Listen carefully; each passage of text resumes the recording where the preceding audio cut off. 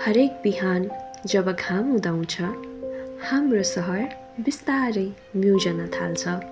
हामी आफ्नो काम, पढाइ र सपनाको पछि दौडन थाल्छौँ।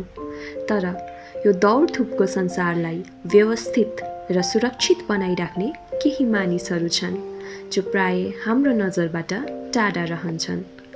उनीहरू हुन् हाम्रा लुकेका नायकहरू। जब हामी राति निश्चित भएर निदाउँछौँ, त्यस समयमा पनि कोही ब्युजिएकै हुन्छ। हाम्रो सुरक्षा, हाम्रो शान्तिका लागि दिन रात ड्युटी गर्ने उनीहरू हुन् सेक्युरिटी गार्ड। सायद उनीहरूको कामलाई धेरै सामान्य ठान्छन्, तर वास्तवमा उनीहरू बिना हाम्रो सुरक्षा अधुरो नै रहन्छ। सहरको भिडभाडमा हामी धेरैजसो हतारमा हुन्छौँ। बाटो हिँड्दा सडकको छेउमा बसेका ती मानिसहरूलाई कहिलेकाहीँ ध्यान नै दिँदैनौँ, तर ती साना पसलहरूभित्र ठुलो सङ्घर्ष लुकेको हुन्छ। हामीले किन्ने सानो सामान उनीहरूको लागि परिवारको आशा, भोलिको सपना र आजको जीविकाको आधार हुन्छ। सायद उनीहरूको नाम इतिहासमा लेखिँदैन, तर उनीहरूको पसिनाले यो सहर चलिरहेको छ। यी सडकका व्यापारीहरू साँचो अर्थमा हाम्रो समाजका लुकेका नायकहरू हुन्। घामको किरण फैलिनु अघि नै कोही सडकको बिचमा आफ्नो जिम्मेवारी लिएर उभिसकेको हुन्छ। न त उनलाई घामले रोक्छ, न त पानीले। सयौं गाडीहरू हतारमा आफ्नो गन्तव्यतर्फ दौडिरहेका हुन्छन्, तर ती सबैलाई सुरक्षित बाटो देखाउने एक व्यक्ति सधैँ त्यही हुन्छ। हामी आफ्नो यात्रामा अगाडि बढ्छौँ। सायद उनलाई फर्केर हेर्ने समय पनि हुँदैन, तर साँचो कुरा के हो भने हामी सहज रूपमा घर पुग्नुको पछाडि उनीहरूको मौन जिम्मेवारी लुकेको हुन्छ। यी हुन् हाम्रो समाजका मौन र साँचो नायक। आज हामीले यी सबै लुकेका नायकहरूको पहिचान लिएर आएका छौँ। उहाँहरूसँग सानो मिठो वार्तालाप गर्ने मौका पनि जुरायौँ, जसको सङ्घर्षको कथा समाचारमा आउँदैन, तर उसको योगदान बिना हाम्रो दिनचर्या अधुरो हुन्छ। आउनुहोस् आज उहाँहरूको कथालाई नजिकबाट निहालौँ। यो दाई सन्चै हुनुहुन्छ? हजुर, एकदम ठिकठाकै छु बहिनी। अनि तपाईँको? मेरो नि एकदम ठिक छ। अनि हजुरको शुभ नाम के रह्यो? मेरो शुभ नाम दलमान तामाङ हो। म चाहिँ, मेरो घर चाहिँ भोजपुर जिल्ला सल्पसिलिङचोक गाउँपालिका वार्ड नम्बर 5 हो। हजुर विगत कति वर्षदेखि यस संस्थामा काम गरिरहनु भएको छ? म यहाँ 1.5 वर्षदेखि काम गरिरहेको छु। अनि हजुर दिनकै यहाँ मुख्य काम गर्नुपर्ने रूप चाहिँ के छ? यहाँ चाहिँ कस्तो हुन्छ भने आफ्नो आफ्नो रुल्स हुन्छ। एउटा सङ्घ संस्था भएपछि त्यसको सङ्घ संस्थाको रुल्स हुन्छ। त्यो रुल्सभित्र बसेर उनीहरूले के गर भन्छ त्यो गर्ने, कुन चाहिँ चिज नगर भन्छ त्यो चाहिँ नगर्ने। हाम्रो त्यही हो, त्यसभित्र रहनुपर्छ। अनि हजुरले यस पेसाले हजुरलाई कतिको सहयोग पुर्याइरहेको छ? सहयोग भन्दा पनि यो अब यस्तै त हो। नेपालमा अहिले बेरोजगारी भएको हुनाले यसो केही आफ्नो घर खर्च, यसो बच्चालाई पढाउनु पऱ्यो, त्यसको लागि यसो अलिअलि केही होला कि भनेर हो। खासै यसमा ठुलो त्यस्तो योगदान हुने त्यस्तो त छैन। अनि हजुरले यस पेसाले कतिको सम्मान कतिको पाइरहनु भएको छ? सम्मान भन्नुपर्दा चाहिँ खै अहिलेसम्म खासै सम्मानहरू चाहिँ पाएको छैन। त्यो चाहिँ मलाई त्यति अनुभव छैन। अनि हजुरलाई लाग्छ ती यस पेसाले हजुरले अझै कति सम्मान कि पाउनुपर्ने, अझै कति इम्प्रुभ हुनुपर्ने छ जस्तो लाग्छ हजुरलाई? यसमा हुनुपर्ने त हो, तर अलिकति नेपालमा चाहिँ त्यस्तो होला कि जस्तो मलाई लाग्दैन। किन भन्दाखेरि मैले बाहिर देशतिर पनि धेरै ठाउँ हेरेको हुँदाखेरि बाहिर देशको र नेपालमा गाडको हिसाबमा पनि धेरै भिन्नता, डिफरेन्ट देखेको छु।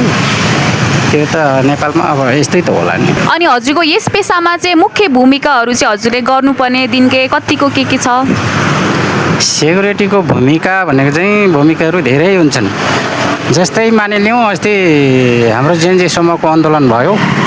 त्यस बेला पनि जेनजी समूहहरूले आएर यहाँ CCTVहरू पनि फुटाउने प्रयास पनि गरियो होइन। त्यतिखेर पनि हामीले सम्झाइ बुझाइ गरेर त्यस्तो भूमिकाहरू सेक्युरिटीभित्र पनि पर्छ। त्यही भएको हुनाले यहाँ एक किसिमले हेर्दाखेरि सेक्युरिटीहरूलाई चाहिँ पालेको रूप अथवा एउटा गेटमा राखेको कुकुर बराबर जस्तो तरिकाले हेर्ने देखियो होइन। तर सेक्युरिटी भनेको चाहिँ एउटा मलाई चाहिँ लाग्छ प्राइभेट पुलिसकै रूपमा हुनुपर्ने हो भन्ने लाग्छ मलाई। थ्याङ्क यू दाई। हजुरले सामना गर्नुपर्ने मुख्य चुनौतीहरू चाहिँ के रहेको छ?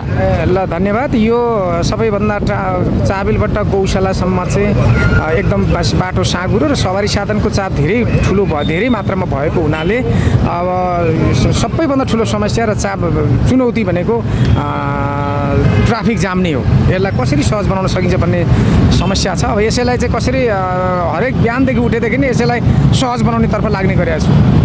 हजुरले सडकमा काम गर्दा सर्वसाधारणहरूले हजुरहरूप्रति के कस्तो व्यवहार गरिरहेका छन्?